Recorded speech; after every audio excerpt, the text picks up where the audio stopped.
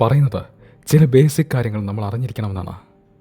അതിലൊരു കാര്യം ഇതാണ്: നമ്മുടെ എല്ലാ അനുഭവങ്ങളുടെയും സൃഷ്ടാവ് നമ്മൾ തന്നെയാണ്. ആദ്യം നമ്മൾ സൃഷ്ടിക്കുന്നു, പിന്നെ നമ്മൾ അതിനെ അനുഭവിക്കുന്നു, പിന്നെ ഈ അനുഭവങ്ങളുടെ വലയിൽ പെട്ടുപോകുന്നു. പറയുന്നത് ഇങ്ങനെ സംഭവിക്കാൻ കാരണം, അനുഭവങ്ങളുടെ ട്രാപ്പിൽ പെട്ടുപോകാൻ കാരണം, ഇവയെല്ലാം സൃഷ്ടിക്കുന്നത് നമ്മളാണെന്ന അറിവ് നമുക്കില്ലാത്തത് കൊണ്ടാണ് എന്നാണ്. പറയുന്നത് ഈ മുഴുവൻ സൃഷ്ടിയുടെയും സോഴ്സ് നമ്മുടെ ഉള്ളിൽ തന്നെ ഒളിച്ചിരിക്കുന്നു എന്നാണ്, നമുക്കതറിയാമെങ്കിലും ഇല്ലെങ്കിലും. ഈ ഐഡിയ മനസ്സിലാക്കി തരുന്ന മനോഹരമായൊരു കഥയുണ്ട്. വളരെ പഴയ കഥയാണ്. നിങ്ങൾ മിക്കവാറും ഈ കഥ കേട്ട് കാണും. നിങ്ങൾ ഈ കഥ ആദ്യമായി കേൾക്കുകയാണെങ്കിൽ ഉറപ്പു തരുന്നു, നിങ്ങൾക്ക് ഈ കഥ വളരെയധികം ഇഷ്ടമാവും. നിങ്ങൾ ഈ കഥ ഇതിനു മുമ്പ് കേട്ടിട്ടുണ്ടെങ്കിൽ ഒന്നും കൂടി കേൾക്കുക. ചില കഥകൾ വീണ്ടും കേൾക്കാൻ രസമാണ്. കഥ ഇങ്ങനെയാണ്. ഒരിക്കൽ ഒരാൾ സ്വർഗത്തിലെത്തി. അബദ്ധത്തിൽ എങ്ങനെയോ നടന്ന് അയാൾ സ്വർഗത്തിലെത്തി. വളരെ വലിയ ഭാഗ്യവാൻ അല്ലേ? ഇയാൾ എങ്ങനെയോ സ്വർഗത്തിലെത്തിയപ്പോൾ ഇയാൾ ആദ്യം കണ്ടത് ഒരു മരമാണ്. ഇയാൾ ഈ മരത്തിൻ്റെ താഴെ പോയിരുന്നു. ഒരുപാട് നേരം ഒരുപാട് ദൂരം നടന്നാണ് ഇയാൾ ഇവിടെ എത്തിയത്. നല്ല ക്ഷീണമുണ്ട്. അതുകൊണ്ട് ഇയാൾ ഈ മരത്തിന് താഴെ കിടന്നുറങ്ങി. ഭാരതീയർ പറയുന്നത് സ്വർഗത്തിൽ വളരെയധികം സ്പെഷ്യലായൊരു മരമുണ്ടെന്നാണ്. ഈ മരത്തിൻ്റെ പേര് കൽപ്പതാരു എന്നാണ്. കൽപ്പവൃക്ഷം. പേര് പോലെ തന്നെയാണ് മരത്തിൻ്റെ സ്വഭാവവും. നമ്മൾ എന്താഗ്രഹിച്ചാലും ഈ മരത്തിൻ്റെ താഴെ നിന്ന് നമ്മൾ എന്താഗ്രഹിച്ചാലും അതപ്പോൾ തന്നെ സത്യമാവും. ആരും വരേണ്ട ആവശ്യമില്ല. ആരും നിങ്ങളുടെ ആഗ്രഹം സത്യമാക്കി തരേണ്ട ആവശ്യമില്ല. മരത്തിൻ്റെ താഴെ നിന്ന് ഈ ആഗ്രഹം ഒന്ന് ചിന്തിച്ചാൽ മാത്രം മതി. മരം അപ്പോൾ തന്നെ അതിനെ സത്യമാക്കി മാറ്റും. നമ്മുടെ കഥാനായകൻ ഇതൊന്നും അറിയാതെ ഒരു കൽപ്പവൃക്ഷത്തിന് താഴെയാണ് കിടന്നുറങ്ങിയത്.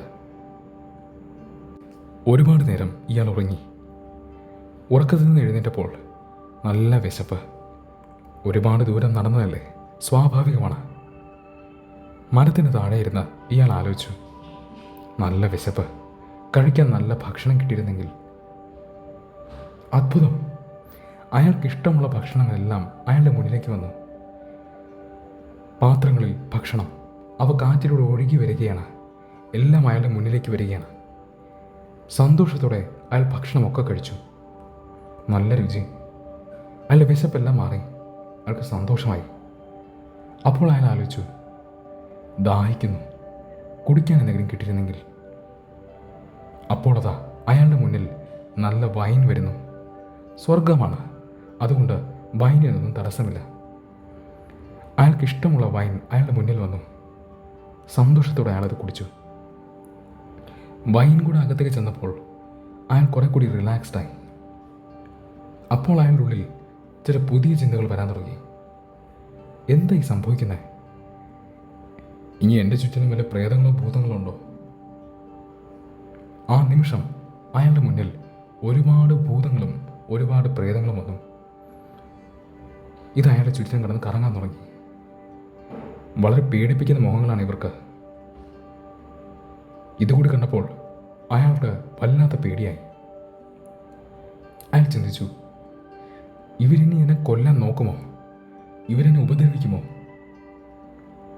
അപ്പോൾ തൊട്ട് ഇവർ ഇയാളെ ഉപദ്രവിക്കാൻ തുടങ്ങി.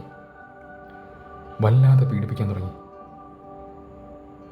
അപ്പോൾ ഇയാൾ ഉള്ളിൽ ചിന്തിച്ചു, ഇവരെന്നെ കൊല്ലും, ഇവരെന്നെ എന്തായാലും കൊല്ലും.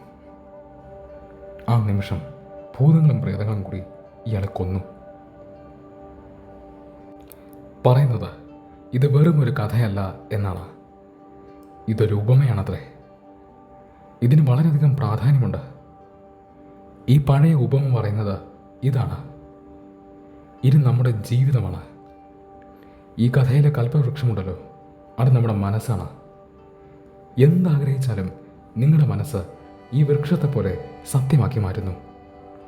ഒരൊറ്റ വ്യത്യാസമുള്ളൂ, എപ്പോൾ ചെയ്യുമെന്ന് പറയാൻ സാധിക്കില്ല.